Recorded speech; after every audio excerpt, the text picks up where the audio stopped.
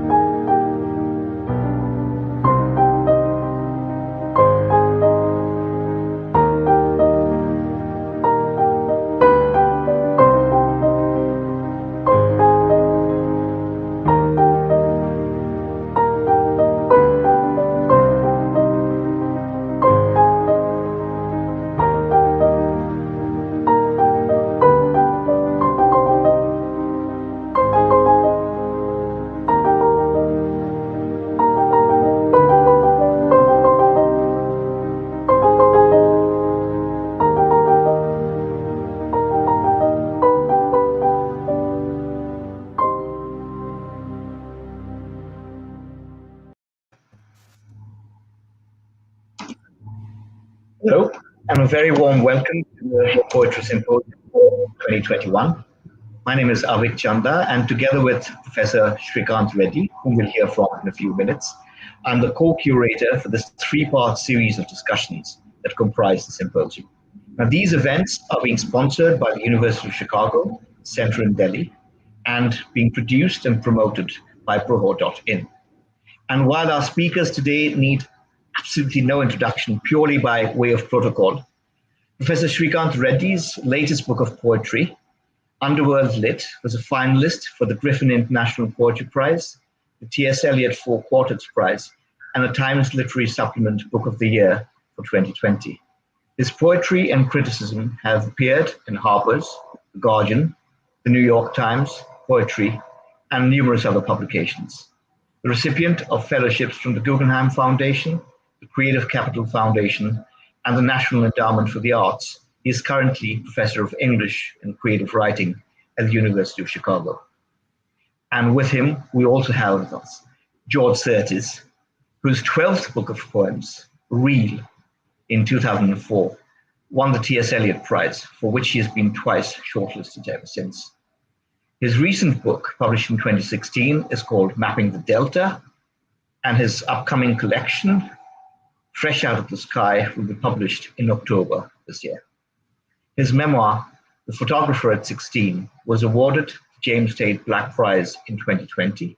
He is the recipient of many prizes and awards in the UK and abroad, and a fellow of the Royal Society of Literature. A very warm welcome to you both. George, why don't I get started with you? And to talk mainly about life experiences, in particular in 1956, because you were born in Hungary, and the momentous events that happened in 1956 precipitated your family having to emigrate literally quite dramatically, if I remember correctly, in the middle of the night, one cold, wet November night, and cross the border and come into England. Talk to us about that experience and how that has shaped your worldview, how it has shaped those formative years. Thank you. It's always difficult talking about what shapes you. I can tell you what happened. I was 7, in fact, and the revolution was all around us because we were living in the center of Budapest. And my father was, in fact, working in a ministry of building. He was a leader of the department. And then it all broke out in October. And by the end, well, by the 4th of November, it was more or less over.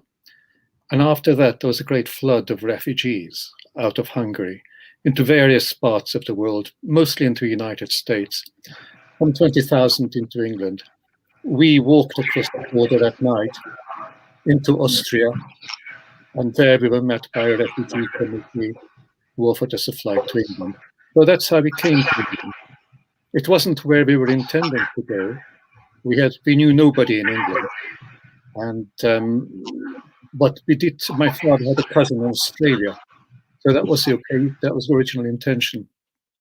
That proved to be impossible because my mother was ill. I mean, she'd been ill for a very long time. She was working, nevertheless, she had a medical condition. So we remained in England. At first, we were sent after army barracks for about 2 or 3 nights to an off-season boarding house in the south of England, in Westgate, which is in Kent, and which is the first time we had ever seen the sea. It was cold, and my father spoke some English, so he served as the interpreter for our group of refugees. So we stayed there for a number of months. I got taken out by the Boy Scouts. I went to a scout hut. I learned a bit of English. In fact, I must have learned pretty fast because I was more or less fluent the next year. And then we went to London, where I was brought up and went to school. George, talking of emigration, I'm reminded of Mihai Csikszentmihalyi, again, a Hungarian-born academic, intellectual, who in 1956, of course, he was in his early 20s then, emigrated not to England, but to the US, to Chicago, in fact. And much later, in his more mature years, he produced a formidable, very influential body of literature, not in poetry, but in positive psychology. And he said that the trauma of emigration brought to him the truth, the importance of the human condition, and that really helped him shape his ideas around positive psychology. And I'm wondering whether that kind of an ethos resonates with you. It does. Sorry. And the more so, the older I get, actually. I think when you're a child, I mean, he was older than me. When you're a child, your first reaction is to wonder and then to adapt. So I adapted. I was a good, very quick adapter. Once we were in London, I fitted into school without too much trouble. I forgot my Hungarian because my parents decided we would talk only English at home. This despite the fact that my father's English was slightly broken English, my mother's non-existent, as was my younger brother's. But they disciplined themselves to this. So there were these years of assimilation. And to ask what it is that you're being assimilated to is a very complicated issue. And I'm still kind of working it out, because you're assimilating yourself to a way of being socially, but also privately with close friends, and even to some degree with yourself. So there are the complicated psychological patterns. Well, clearly they must be maneuverable, because most emigres do, in fact, succeed in maneuvering them. But what I think I noticed, more in my parents than myself, actually, and my mother died early in 1975, is that there was a kind of creeping, a sort of emotional cultural isolation, insofar as that she was spending her time well amongst people whose experiences were very unlike hers. In a way that left her towards the end of her life more melancholy, I think, more troubled. And then I think beyond melancholy, I think they sort of tipped her over occasionally into a kind of craziness that's very, very crude.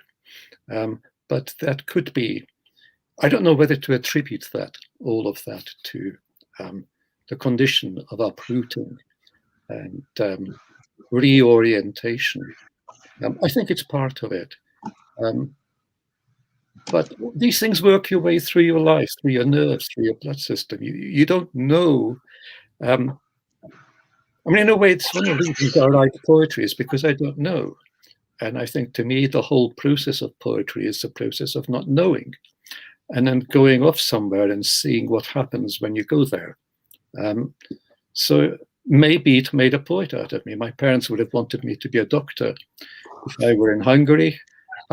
It is, of course, a natural immigrant wish for all their sons to be doctors or lawyers or whatever. Well, that didn't work out, but it might have worked out in Hungary without the emigration. So there is, yeah, these are very, very complicated fields, and out of these complexities, one possibly makes poetry. And speaking of which, you were just mentioning before we began the session that in your upcoming collection, there's a cycle of poems that actually talks about your experience of coming to England. And I think it'd be great for the viewers as well as us if you were to read out a piece. I'll read one poem from this. I very quickly try to search for one which might be, if you like, which might fit in here. I should say that back in Rio, those had 25 poems, all in terza rima, about childhood in Hungary. Before that, I'd written 25 poems in the same form about growing up in Britain in the 70s. This is my attempt to come to grips with early years, really early years in England. One of the ways in which I learned English was actually through comic books, graphic comic books. So I'll read you this one. I don't know how far people are aware of a comic called The Eagle. And the main character in The Eagle was this pilot, Dan Dare, pilot of the future. And Dan Dare is engaged in kind of constant warfare with this bunch of aliens, the Mekon and his streams. And Dan Dare looks like a Second World War flying ace. So I'll read you this. I saw the Mekon on his flying chair, his vast green head, so crammed with wicked schemes, he seemed all brain, the dark side of the air. Reptilian trees would sail through earthling dreams like products of men's fears. Their alien skulls and fixed expressions like cold-blooded screams inside the head, tight-lipped through endless battles. Where was Dan Dare with his British do or die, his flying jacket and his unseen medals? Where was that hook of brow above his eye? Dear Britain, with your lantern jaw and grit, your Digby and your glamorous Peabody, I trusted you, glossy and clear as spit and polish. This was my Britain of the mind at 9 years old, the crew in my space cockpit, the sole representatives of mankind in outer space, a space so much like home that one might live there, perfectly defined within a single island aerodrome, training to be a pilot of the future for the extraterrestrial life that was to come as swift as vengeance, smooth as second nature.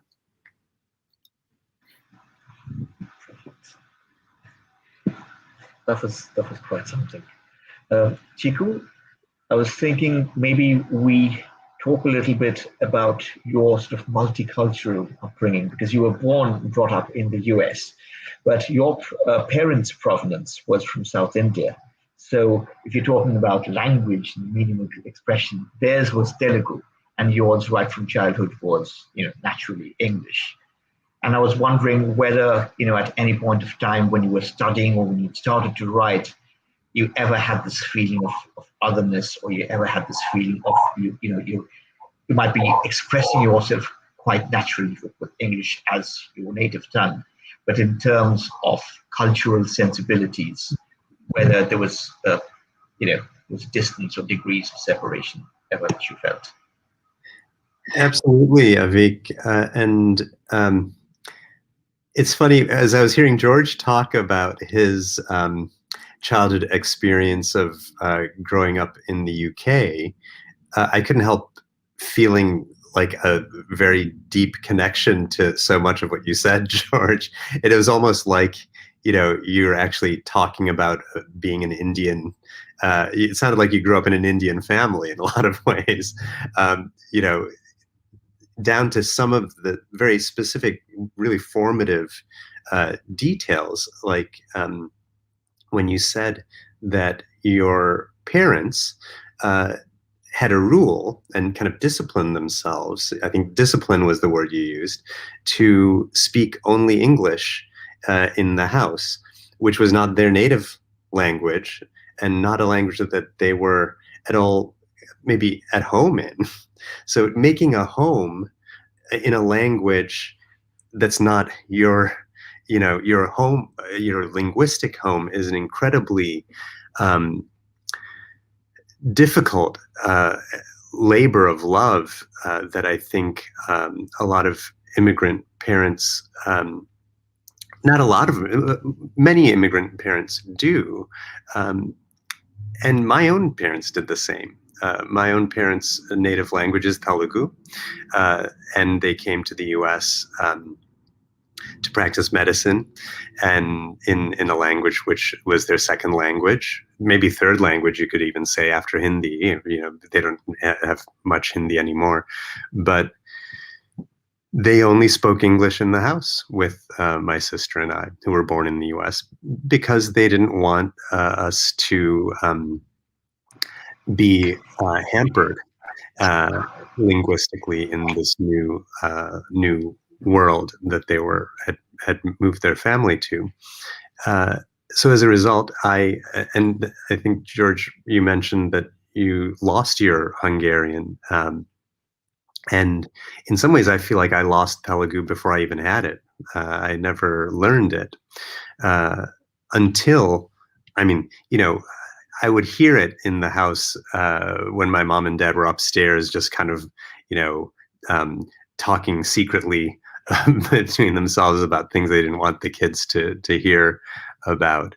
So you do pick up a little bit of the language as a child just by overhearing, but only many years later, in my 20s, when I actually started to formally study Telugu as a graduate student, and then traveled to India and did some summer language study, did I actually get the grammar and a sense of the language as a language system. And I'm still not fluent, but so that was one kind of very interesting kind of resonance in what I hadn't foreseen a Hungarian, immigrant experience and an Indian immigrant experience would be. Let alone the question of being expected to become a doctor when you grow up, which is a very Indian kind of experience as well. But I think more specifically to my own experience as a South Asian poet in the US, I kind of grew up in a house where English as a second language was my first language.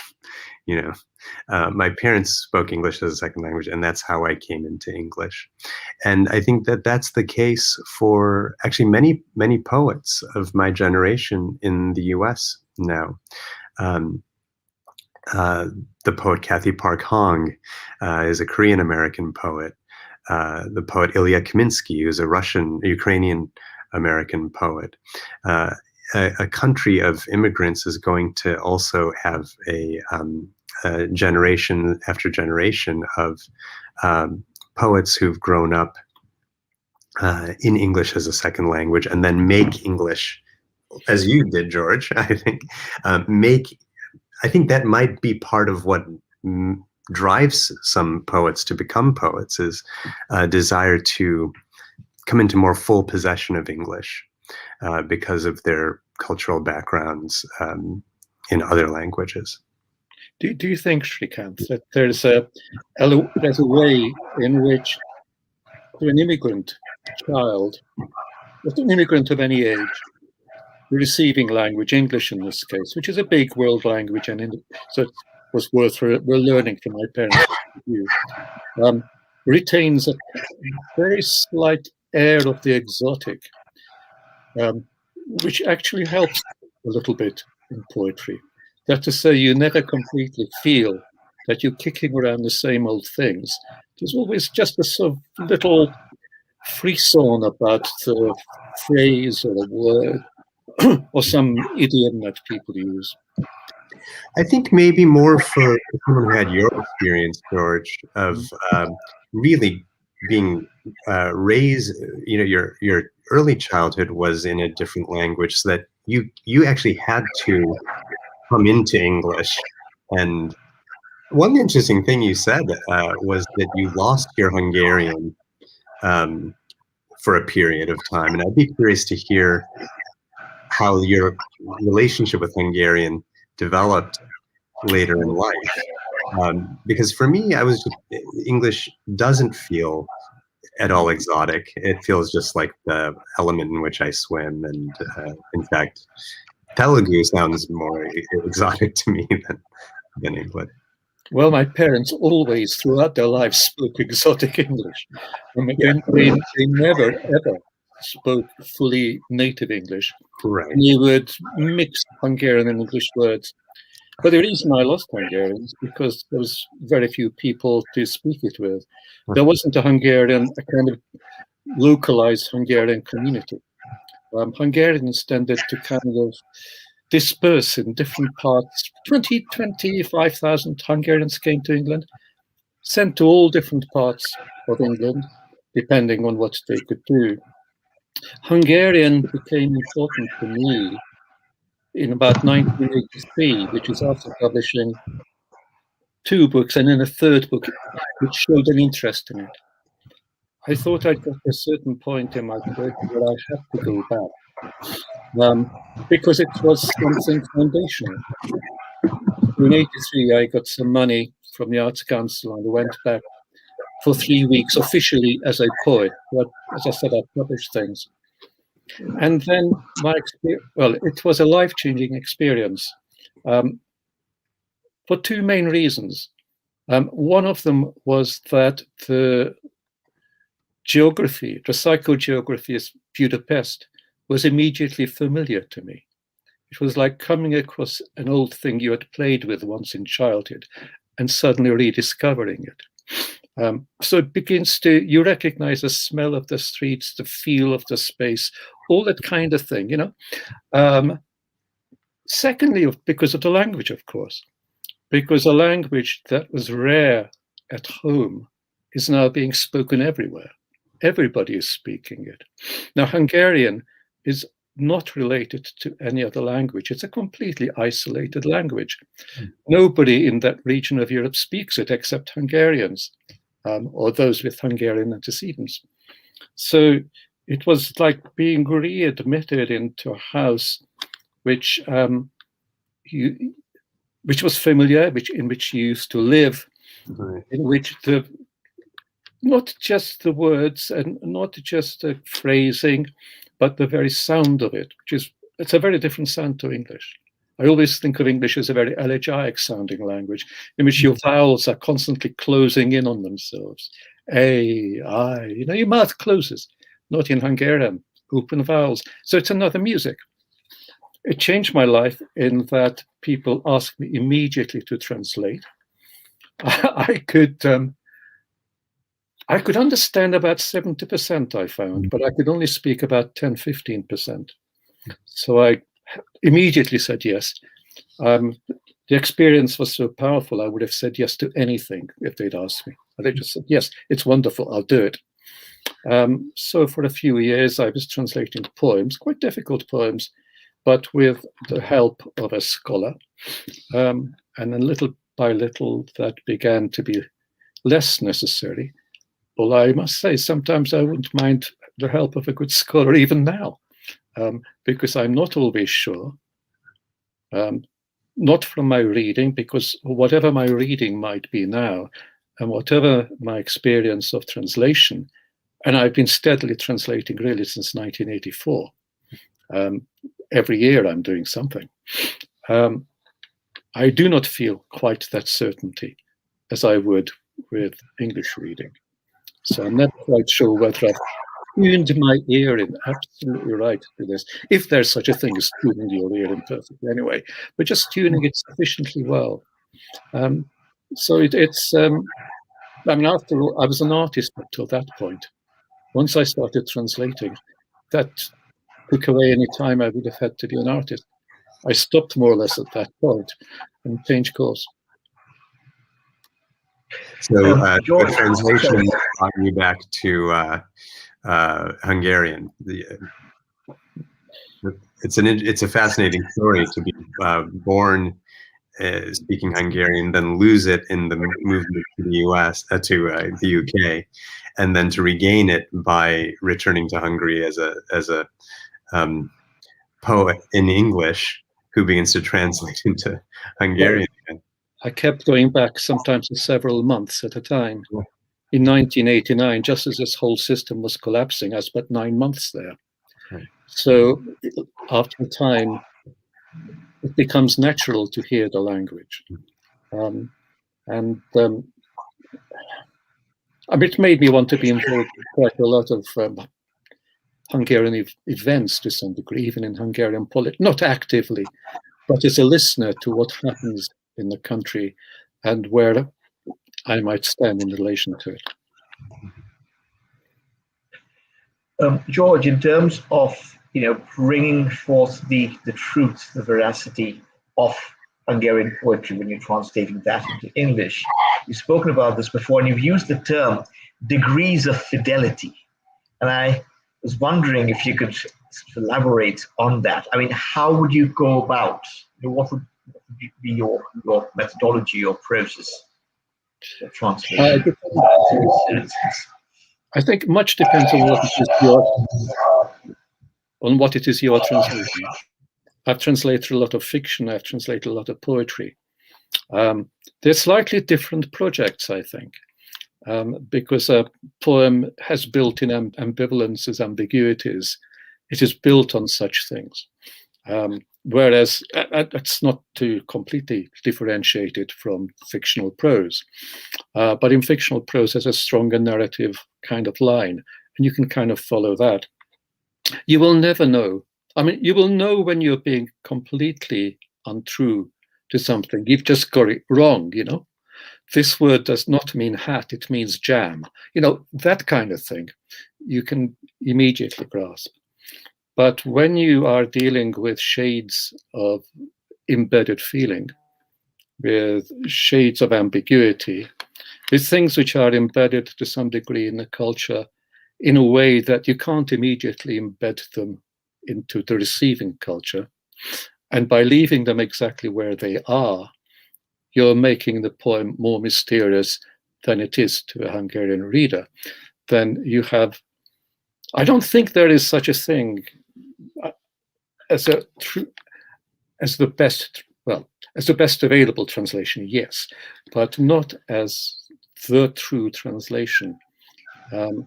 I think we live in, but it's a bit like asking to paraphrase a poem in your own language.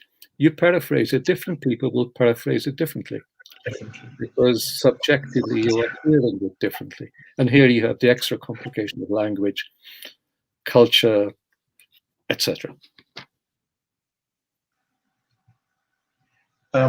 Chico, you've done work in translation yourself, and I was wondering, if what George just said resonates with you. Yes, I mean, very much so. I mean, in some ways, I feel more fraudulent as a translator when I'm speaking with someone who actually has done meaningful translations of real literary work from a tradition that had not previously been brought into English. I'm just kind of an accidental, occasional, very amateur translator who, I think, and maybe that's why I have a little bit more of a freewheeling approach maybe to translation in my last book, which is really about academic in midlife who experiences a kind of personal and professional crisis, and begins to translate a literary work that he has absolutely no expertise or business translating. It's an old Chinese tale about a minor scholar official who has to descend to the underworld. And I don't know any Chinese, but I did find a French, early 20th century French translation by a French Jesuit sinologist named Leon Uyghur. And so I translated the French into English, so that, I can say this is the first English language version of this Chinese tale, but it's really my French isn't even very good. And so a series of mistakes starts happening in the translation. And what George said, I thought was very interesting about there being, genuine errors in translation that you can point to. If you say jam when the word is hat, that's a mistake.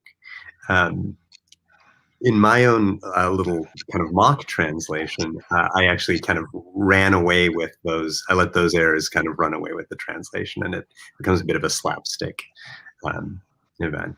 So, I think that's probably partly because I don't have a native relationship with another language other than English. And that if I did, I think I would have a very different approach to translation. And I think a lot of how we approach translation, in my own case, translation just became a metaphor for exploring other cultures and the kinds of bumbling ways that we do that.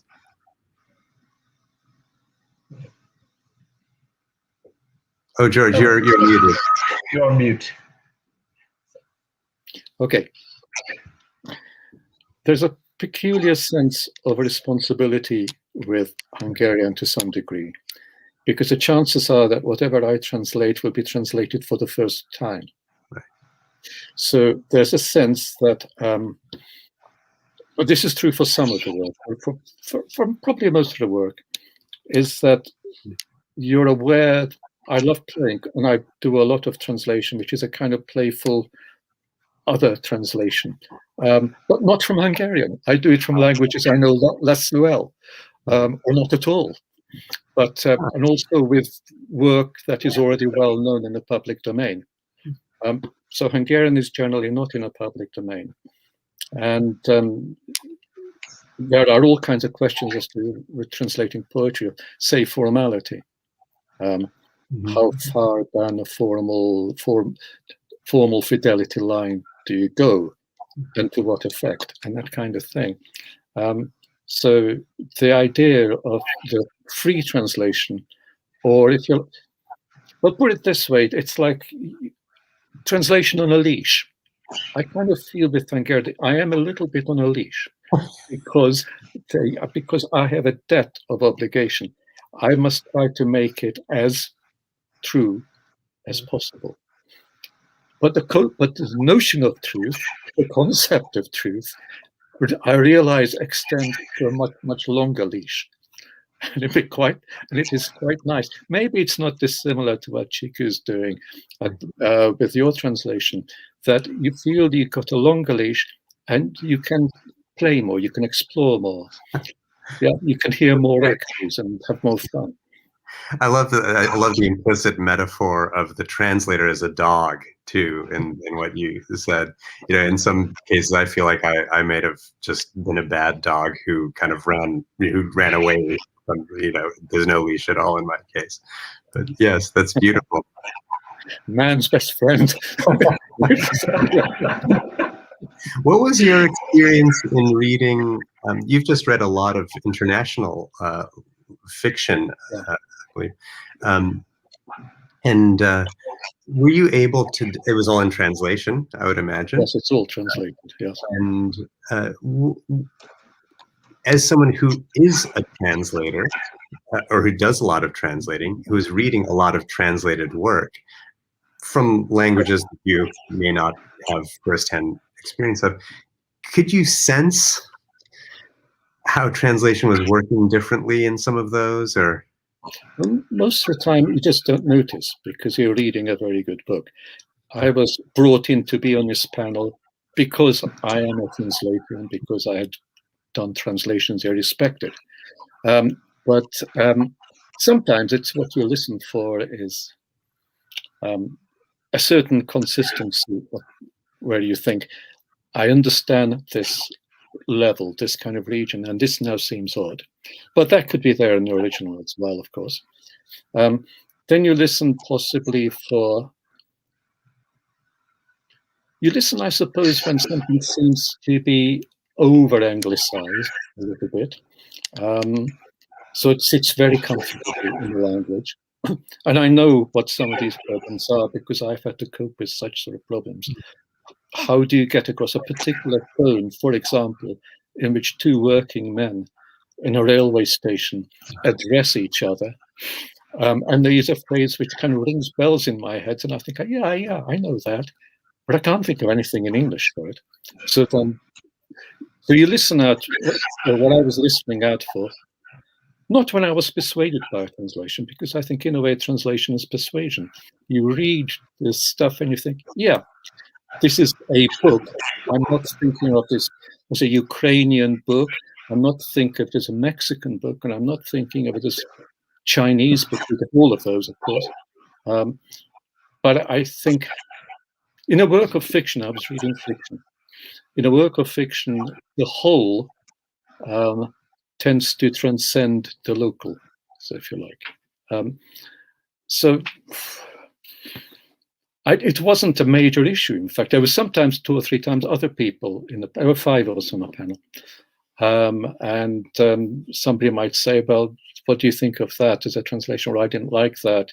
And I'd say, yeah, probably. But I don't think my expertise counted for much, really.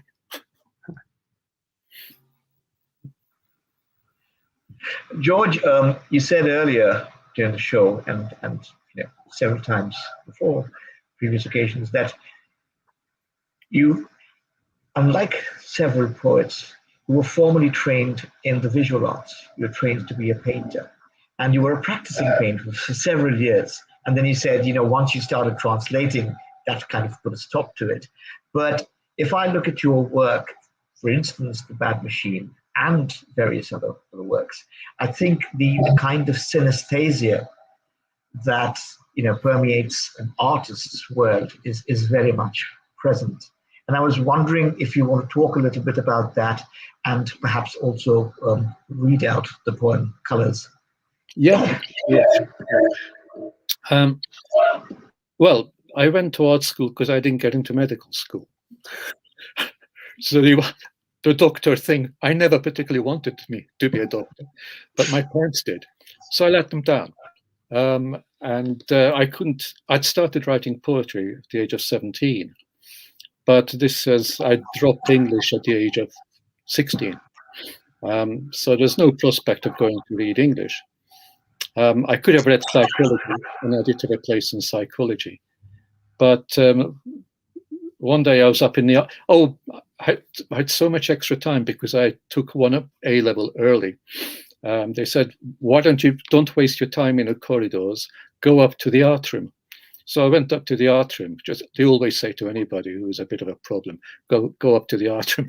And I went up to the art room and suddenly found I could do it. And I had this teacher who never taught me in a lesson because my timetable didn't fit, but would come out and talk to me. So art opened out. And then I went to art school. In England, what happens is that you do 1 year of foundation school, which is where I met Clarissa, my wife, who is a working artist. And then I did 3 years of fine art, and I did the next year a postgraduate year, which helped me to teach. So the painting came second, but I found myself falling into it. This is into something rather wonderful. So you're falling into a kind of perfect medium. And I painted, I suppose, a little bit, if you wanted a very vague guide, a little bit down the school of Chagall. I can say that now, I wouldn't have it then. But I was writing at the same time. And then people, when I published my first book in 1979, people said, I mean, they liked it, they gave it a prize. But those who liked it less said it's got too many poems about paintings in. And at that stage, I was looking at a lot of paintings, and I was I didn't want to describe paintings. I never did, I never have, and I don't think that's what this is about. But something in the paintings moved me, and the poems were a way of finding out what that was. So that what the first book, the second book too, had quite a number of painting poems. Then my interest moved very strongly to photography, actually. Still maintained that, and to film. And the Bad Machine, the 2009 book, was partly the product of collaboration with 3 artists, 3 female artists, very different from me. And we would collaborate for about a year, or maybe it was even a bit longer than a year. And mostly we just sat around and talked about what we were doing. And I'd be writing stuff, scribbling notes, and then writing poems that came out of that. And I was very grateful to them. And I don't know how much in the end they got out of it. I think they got something out of it. You asked me about this poem called Colors. The other thing that happened is sometime after I stopped being a painter, I would still go with my wife down to buy art materials. And one day we were in this very famous artist shop called Cornelson's, which sells color. And there's a guy downstairs who actually makes the color. Every so often he comes up and he's multicolored. But up on the shelves were these bell jars full of pure color pigment. And I remember seeing one of the colors and finding the color touching me. And I wanted to write something. I wrote a sonnet. It wasn't good, but I was fascinated by the idea. And then for over several years, I kept writing poems about colors. Now, in this poem, this is a very long preamble, forgive me. But in this poem, I become interested in the names of colors, the names that people give to individual colors. Because if you look on a color painter's chart for decoration, they got wonderful things like midnight blue and like elephantine or whatever it is. So what happens in this poem, this is 2 sonnets, but maybe shall I just read the first? I'm taking up far too much time. The first sonnet is, I make up the names of colors. These are made up colors. This is a sonnet length poem arranged in 8 in 4 and through 3. Some of the colors are real names, but some of it is just the glory of the names. I just wanted to create a wonderful catalogue of possible colors. So this is it. Colors: Burleywood, Chartreuse, Gainsborough, Ghost White, Greenberg, Maroon, Orchid, Mocassin, Peru, Demosthenes, Snow, Papaya Whip, Popper, Peach Puff, Hot Pink, Hot Hot, Dark Red, Dark Grey, Dodger Blue, Drudgery, Derrida, Fuchsia, Fondle, Fricassee, Firebrick, Fenfall, Coral, Corn Silk, Crimson, Coleridge, Coolidge, Honeydew, Hellebore, Hartshorn, Honeyger, Jet, Jellyby, Lavender Blush, Lascar, Light Cyan, Light Light, Grey, Grey Green, Garrulous, Golightly, Garrick, Indignant, Insolence, Irked, Ivory, Ilk, Jeremiad, Asclepius, Goldenrod, Ariviste, Glock, Cyan, Chocolate, Cadet Blue, Camisole, Fallen Grey, Black, Lost Blue, Amaretto, Shrubbery, Yearning, Absinthe, Abstinence, Grey Holes in Green. So George, I heard real colors in the poem, and then utterly imagine. For me, at least, I had to imagine so many other ones. When did you decide in the poem you needed a real color? And was it to kind of anchor the poem in a visual and then allow yourself to move into language? Or it's essentially sound. You know, if there were, I rather like the idea of a color called irked. Yeah. I have been irked. And you think, okay, so, and Derrida comes in at some point, but he appears after a lot of Ds. Well, you know, I think any poet has this sense that you kind of ride the air because the air is just there. And you think, I don't have a strategy as such. I knew it would be a sonnet. It would follow on all those color sonnets. And that there would be some real colors which had some kind of resonance in some way, either as sound or as suggestion of an actual color. I can imagine some of those colors perfectly clearly. But I had been for years looking at color charts. I was going to decorators and buying color charts, and I think, what could I do with Solferino violet? You know, things like that. So what does Derrida look like to you? Is it more of a green or a red or? It was a kind of sophisticated gray. And what about Gainsborough? Oh, Gainsborough. Well, I should think powder blue. Yes, very apt. I can see them now. Yeah, they're all there. Yeah. They're in your shop.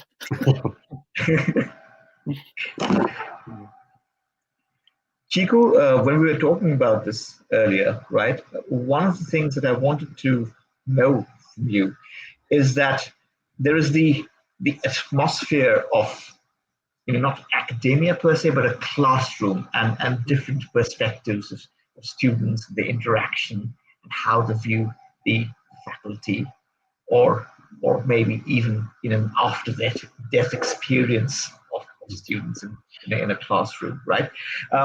What made you choose that kind of a field, that kind of a verb in your work? And, you know, if you would illustrate that by reading some for us. Oh, sure. So maybe I'll just read a page or two, and from this book, Underworld Lit, which is divided into 3 sections: fall term, winter term, and spring term. It's a kind of diary of a bad year, in a kind of academic satire kind of idiom. And I'll just read maybe one. I'll read a course description. One of the poems in the book is just a course description. Hume 101, Introduction to the Underworld, cross-listed with Divinity and Comp Lit. In this course, students will be ferried across the river of sorrow, subsist on a diet of clay, weigh their hearts against a feather on the infernal balance, and ascend a viewing pagoda in order to gaze upon their homelands until emptied of all emotion. Texts will include the Egyptian Book of the Dead, the Tibetan Book of the Dead, the Mayan Book of the Dead, the Ethiopian Book of the Dead, and Muriel Rukeyser's Book of the Dead. The goals of the seminar are to introduce students to the posthumous disciplinary regimes of various cultures, and to help them develop the communication skills that are crucial for success in today's global marketplace. All readings in English. Requirements include the death of the student, an oral report, and a final paper. I think that probably gives a feeling of the flavor of things. It sounds like a very good practical course to me. Yeah, I think I should teach it someday, George. But I think, and books are books, and life is life, and I love my job and I love my students.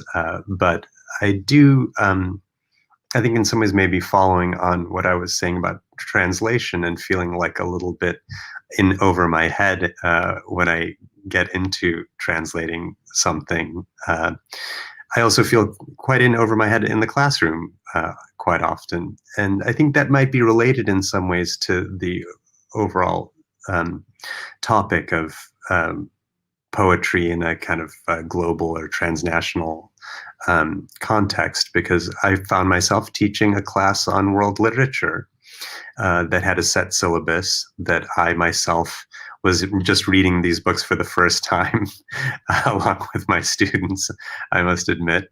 And my classroom was full of students, I think, as I say in this book, some in headscarves and some in military fatigues from all over the world. And here I was, trying to lead them on a tour of world literature. And for me, that felt a little bit like a personal hell. So I started thinking about, well, maybe I can talk about underworld literature. And there are various scenes in the various literary traditions and the various epic traditions of various cultures that all feature this one scene of a descent into the underworld. No matter how different the language, the historical period, the region, they all return to this story of descent to the underworld and then reemergence. So to me, that became thinking about world literature and imagining possible underworld literature became ways of thinking about how you teach literature to students from all over the world. When you yourself are just one person with very limited knowledge. Just one little personal echo here is that after I published my first book of poems, I was asked to review poetry. It's what happens. So I reviewed I still do occasionally, but all the books I was asked to review were in translation. They were all by foreign poets. Didn't matter where they were from. They were just foreign. It's as if they were saying, "You're foreign. You can deal with this. You'll understand them." Right. That's great. I think I think that relates to what we were saying earlier about, when I hear your story, I feel like, oh, that's an Indian story, your story of coming to the UK as a young child. But also there's something wrong about my saying that, right? Because you're not stand-in for all foreignness, and neither am I. But I think that we tend to see one another as having emblematic experience. I suspect we are seen rather than see each other. And in a way, because you are seen, after a time you have an apprehension of yourself as a slightly foreign object. You are kind of constantly reminded in one way or the other. Without any malice, I don't think so. It's not, and it's not ignorance, it's not stupidity. In a way, it's obvious that one is. I mean, I have a slight accent, etc. And I think as far the Indian background, what would be fascinating is that my family was a very secular Jewish family, in the sense that my mother denied being Jewish altogether. Nevertheless, I only found out after she died that she was. Well, I suspected it. And I just wondered whether there was a kind of, well, maybe it's just a class thing in which, we're expected to be doctors. We're expected to be respectable. We're expected to plant a firm foothold in our new places. And in a way, the Jewish tradition is that you're constantly moving. So wherever you go, historically, you're always putting your foot down and trying to say, okay, how long can I stay here? How best could I make a home and kind of disappear? Yeah, I think that there are strong, I think this speaks to the kind of transnational affiliations that people feel that might go beyond their own, like, so an example would be, I think that Indians in the United States feel a lot of affinity with Jews, and that in a lot of ways Indians think of Jewish cultural identity as resonating with their own diasporic and migrant experience, and that I myself grew up in the Midwest of the United States in a suburb of Chicago, very Irish Catholic and not diverse place at all. I didn't have any Jewish friends. I never met a Jewish person growing up. And then when I went to college on the East Coast, I was surrounded by Jewish people. And I felt like these are my people. And I think there are kind of very deep kinds of structural similarities to those experiences that then end up manifesting in funny little ways, like my learning that you had pressure to become a physician growing up, and I myself felt the same, very same thing. And so on. Yeah, these are insecurities which are looking for some kind of establishing in society, I think. Right. Just being mindful of the time, we've got a few questions from the viewers as well. And I think maybe this is the right point to take up a few of them. Maybe we'll start off with the question from Samiran. So this is about history and about truths and so forth. So we will just wait for the question to come up, and then we can. So that's the question here. History is often distorted and obscured by the narratives of the ruling class dispensation. Do you think that poetry can rescue truth to some extent from its distortion? Big responsibility. I don't know. I think history,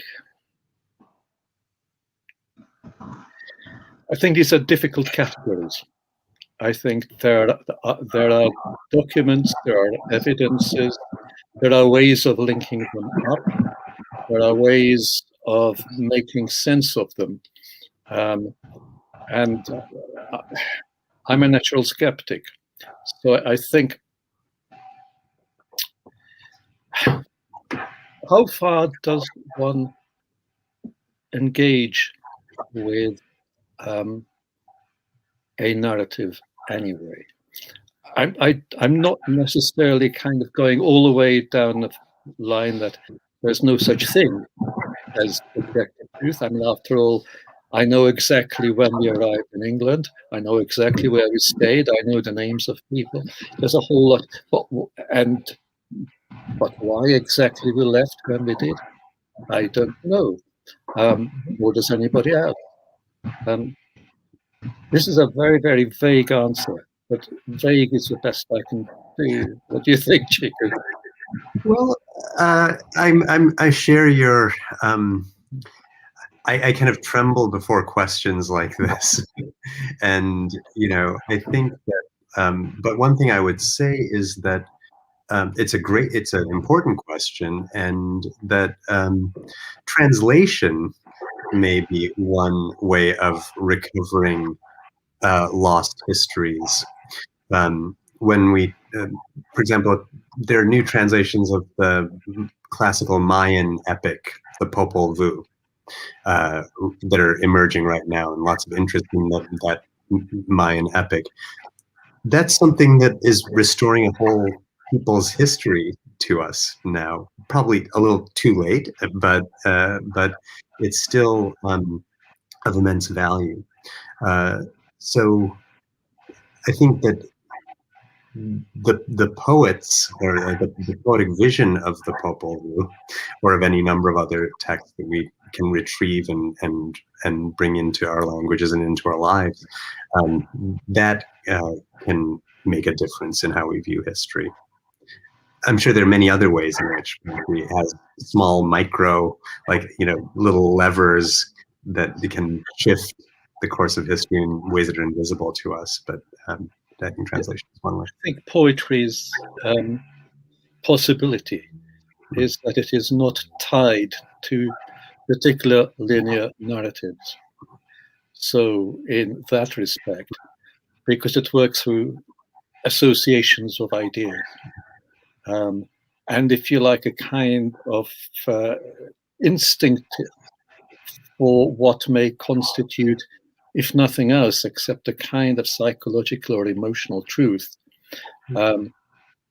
Poetry can be used, and there's a Kundera book, which called Life is Elsewhere, in which the central character is a young poet who's very successful, but he's partly successful because he echoes the party line. He's very good at it, which makes him treacherous. And Kundera treats him, if you like, as a kind of object lesson. And his distrust of poets comes about because he thinks, precisely because he thinks poets don't live in the world of objective realism. They live in a world which can be transformed into metaphorical truths. And if you betray your metaphorical truths, or if you're overwhelmed by the power of your own ability to formalize or to present whatever truths are easily available, that makes you extra persuasive. So it's, if you like, the same as a distrust of rhetoric, a distrust of fancy speeches. Nevertheless, the opposite is available, depending on what it is that we choose to, what we may be lucky enough to be listening to. We'll take up another question. This one is from Anish. Not this one. So, all right, yes.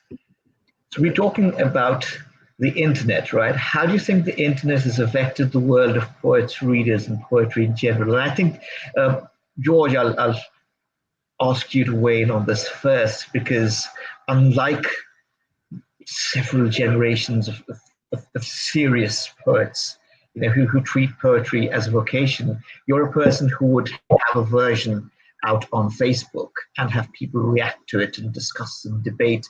And I think there are whole collections where the first version was on Facebook. I think, was it 30 poets? Right? On Twitter, in fact, Avik. So Twitter opened up a world to me, an interesting world in two respects. The original Twitter, the 140-character Twitter. I'm just tempted with anything to see, what does this thing do? What can we do with it? And I thought, what can I do with it as a literary form? And in fact, the result has been a series of publications of small presses, of things which are partly dreamlike, partly surreal, partly comical, but also, so one was the possibility of brevity, which I'd never written terribly short poems, and I did start writing short poems, but then I joined them up into longer ones. And the other was that the mere circumstance of Twitter, I wouldn't be writing drafts. The drafts would be on Twitter. They would be written directly on. And the temptation of that was twofold. One, that it was a kind of danger worth flirting with. Secondly, because it wasn't really danger, because it just disappeared in this huge river which runs through the night, runs through the day all the time. And that you could drop these little things in, like dropping tiny bits of paper into this water. And I kind of grew fond of it. These poems run through my last two books, and will run through this as well. They were, I think, more people. Also, it'd be interesting what Chiku says about it. It's another form of, it's almost a subversive form of publication, because what you put out there is in fact read by people, all kinds of people who would never read your books of poetry. And you don't compromise with that. You just think, I just do what I do and let's see what happens. And there's a whole, not so much now, but possibly in the early years of Twitter, there's a whole area called Twitterature, in which lots of people who became very interested in much the same kind of things. There's a Mexican poet with whom I was working, who was writing a novel on Twitter. We've met since, and that book has appeared. And they were fascinating terrains. And as I said, there was an air of devil may care about it, that you could say, I don't care, it goes out there, see what happens. But I had to be satisfied with them myself at the time. Yeah. So that's, again, I'm very long-winded, I'm sorry. That's so interesting, George. I mean, I hadn't thought about, when I heard the question, I didn't think about how the internet might change lyric form, like this very ancient art of poetry being having a new form introduced into it by the existence of the internet. I'd always just more thought about the internet in just a pragmatic way of thinking about. I mean, you mentioned this. You mentioned publication, and the internet Twitter is a kind of subversive form of publication.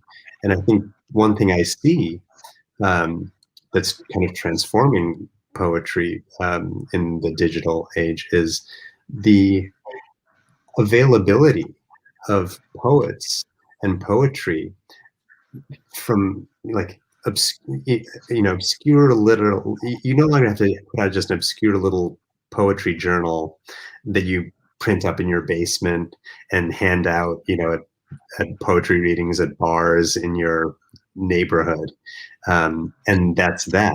Now you can put that work online, and young people in India can read it. Young poets in Hong Kong can read it. And so now we have a kind of commons, for a global commons for poetry.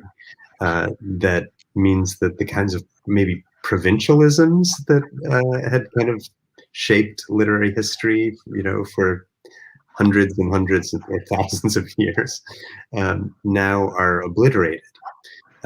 Certainly, I think it has dissolved the sense of locality. Yeah, and there's a loss with that. Well, here we are, they're talking to each other from different places at the same time, which would be impossible without it. And I'm sure these things must affect one's consciousness, one's sensibility, in ways which probably people will be able to study later. The Twitter is also a dreadful place. Yep. I mean, it is whatever humanity is. It has its darkness, and it has its furies and so forth. And if you want furies, it's the quickest places to find them. And if you want the most stupid things said in the most concise way, that's where you can go. But at the same time, the definition of poetry as well. Well, yes, it's true. I mean, it's a bit like being told you can only write on notelets. That's it. That's your paper from now on. You have these little kind of pasted notelets. That's all you can use. But yeah, I mean, it has yet to be seen, because I think we are living, I don't want to make portentous statements, but I think we are living in times that are considerably modifying our ways of thinking and feeling, certainly communicating, but those three things are related. And in some ways it's doing it for our good. I mean, how would we have survived, in fact, psychologically, during all these lockdowns, Yes. if we did not have the way, not just to talk to each other on the phone, but to see each other's faces and to see each other's expressions, look into each other's eyes. I mean, we don't want to live permanently in the world, but it's been just in another age. It's a bit Gutenbergish, I think.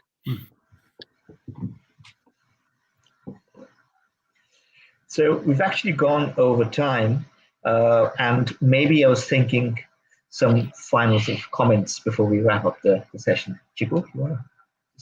Oh, well, it's been such a pleasurable conversation, George. Thank you, and wonderful start to this online poetry symposium. Avik, really very much looking forward to tomorrow's event with Rosanna Warren and Amit Chaudhuri and our Sunday events and to continuing these conversations. Yeah. Amit was a colleague at the University of East Anglia. Although we didn't see each other very often, we were in on different days. That's been wonderful. So in a way, we're talking and I can see your faces and I can think, well, we could easily meet. If we just stepped outside, we could go for coffee just around